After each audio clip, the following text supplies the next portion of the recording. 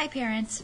So of course we're doing a bunch of parent conferences today, and one of the things that we've been talking about in parent conferences is really pushing our scholars to better understand and have a good deep comprehension for the stories that they're reading.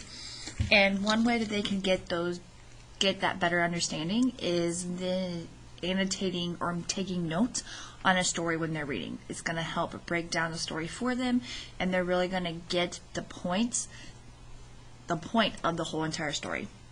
So what I'm going to do is I'm basically going to annotate a fiction and nonfiction text for y'all, so y'all can kind of get an understanding of what is expected of your scholar and the things that they can be using, the tools that they need to be using while they are reading these stories, and especially when they are doing reading tests on their own. So the first thing that I always like my kids to do is I want them to note the title. So here is the title of our story. And I like them to kind of get a feel for the story. So I'm reading Fruit from My Garden. Of course, in the book, they'd be able to actually see that this is a picture of a little kid that was drawn and holding a bag of fruit, but the picture, it's dark and they can't see that. So the next thing is I would want them to read the story. Well, while they're reading it, I'm wanting them to think, is it fiction or nonfiction? Meaning, is this story about a real person, a real thing, a real place, or is this just a story for us to read and it's not real? Well, this story is real, not real, so it would be fiction. So I'd want them to write fiction on their paper. Then I want them to think about the author's purpose. Why is the author writing the story? And of course we have three different options. We have to persuade, we have to inform us, or we have to entertain us. So basically author's purpose is pie. Persuade, inform, or entertain. Persuade, of course, means talking you into buying something, going somewhere, doing something. Inform means they are giving you information about something, someone, someplace. Or entertain, so it's just a funny or sad story to entertain you. Well, with a fiction text, it's going to be entertain. So your scholar already knows after reading the story, the title, that it's fiction and that the author's purpose is entertain.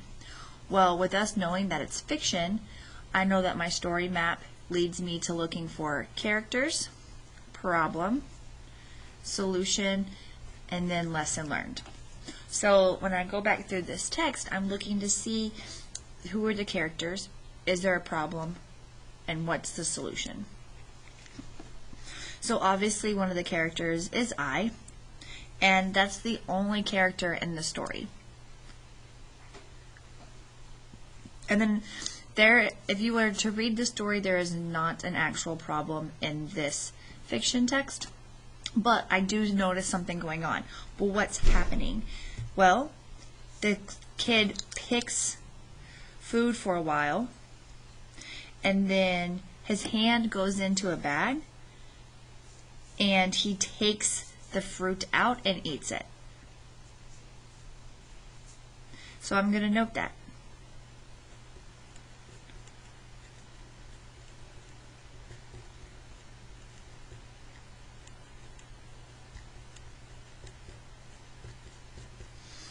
And this might sound like really meaningless and minor things that somebody could do to a story, but it really helps them have a deep understanding of what's going on. So say this story doesn't rely on them making a lot of notes, but they still need to use this story to answer these questions. So question number 1 says, what is the boy growing? Strawberries, flowers, or green beans? Well, I'm going to go back and look in the story and find what he is growing. So I need to go, it says, I have plants that have grown, they have dark green leaves, pretty red fruit that I like to eat. Well, it doesn't tell us what he's picking. Still goes on, it doesn't tell us what he's picking. He goes, they pick up that yummy red fruit that I want to taste. And then at the end, it tells you what he is growing.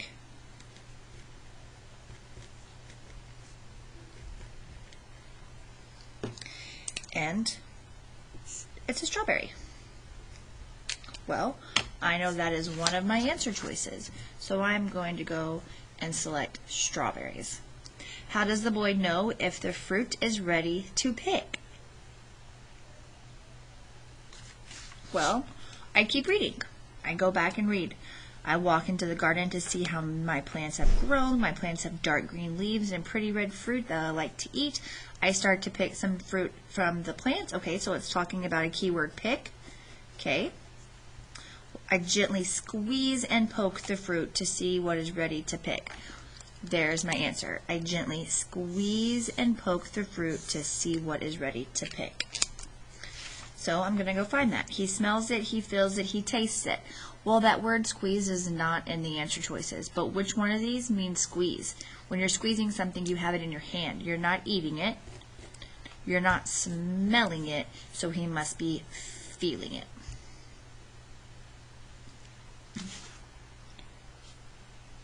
So the third question says, why does the boy carry a bag? Well, what does he use his bag for?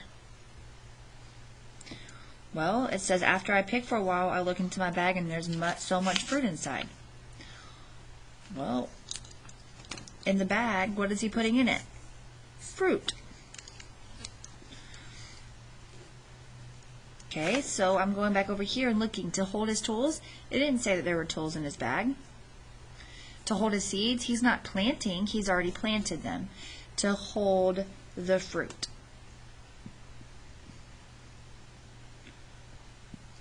So it's those types of skills that they need to be using when they're reading their story and allowing us to know that they can find their answers in their story.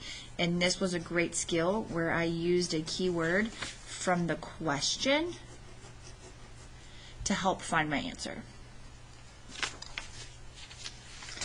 So now if we're looking at a nonfiction text, this one, as first, like I always say, you need to note the title. This title is Fossils. Well, this is a nonfiction text, so they should be able to read that and know that the author is telling us a story about fossils. Fossils are real, so it's nonfiction. And the author is giving us information about fossils. So, of course, the author's purpose is going to be inform, and I would like for our friends to give me information about what they are informing you about. So since they have already read the story, they should be able to tell me that the author's purpose is to inform, and it's to inform us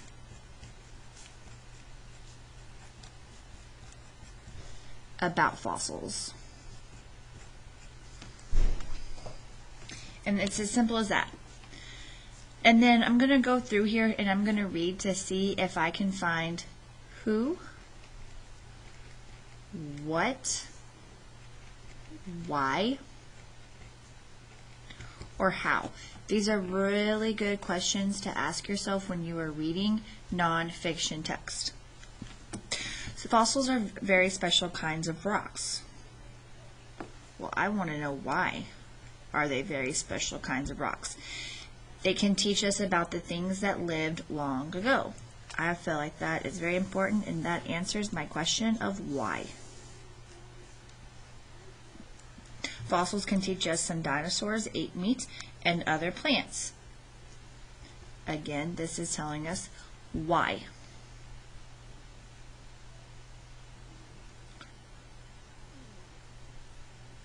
And it's also telling us how and what they are teaching us. It also says that fossils can tell us how insects move around. We can learn what life in the ocean was like from fossils. Some fossils can show us where different kinds of plants lived. What I've noticed so far, and I'm going to note, is fossils can be from dinosaurs. They can be from insects. It can be from ocean life. And it can be for plants. So I've noticed that these all have fossils.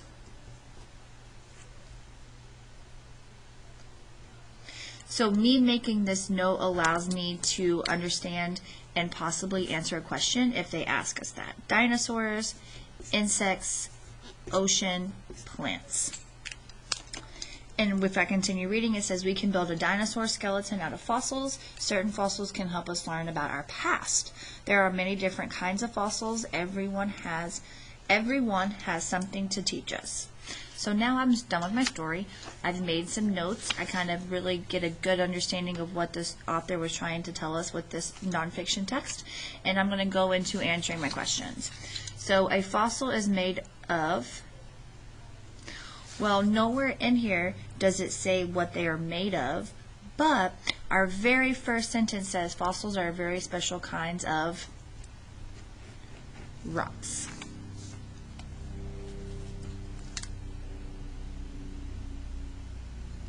Question 2 says, why are fossils special? Well, I've noted a lot of reasons of why fossils are special, and that was one of the questions that we asked. So I'm going to go see if any of the things that I noted are one of the answer choices. They teach what happened long ago. That's one of the things that I marked. They explain what happens every day. That's not one of the things that it says. They are all different. It's not saying what are specials, all fossils all the same. It wants to know why are they special.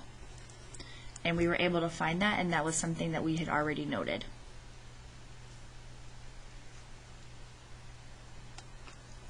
What have we learned from fossils? Well, again, we noted a lot of things that we've learned about fossils, and especially what types of fossils we have. So I'm going to look here and see if my notes and the text can help me figure out which answer it is. Where different kinds of plants lived? That's what it says. Okay. Name of places in the past. Fossils can't tell us about places in the past. They just can tell us about our past. Which rocks are more important? Nowhere in here did it say which fossils were important. Again, as you can see, this is something that I already noted before I even knew that was one of the questions. So that is kind of how we are breaking down our stories in the class. And this is a skill that we definitely want our scholars to be able to understand and know. That way they can take these skills with them on their tests. They can take it with them during these skills with them during CA testing. They can take these skills with them during MAP testing and continue, because note taking when it comes to articles and stories is going to be something that they're going to have to continue to do. I hope this was very helpful, and if you have any questions, again, please don't hesitate to reach out to your teachers. Thank y'all.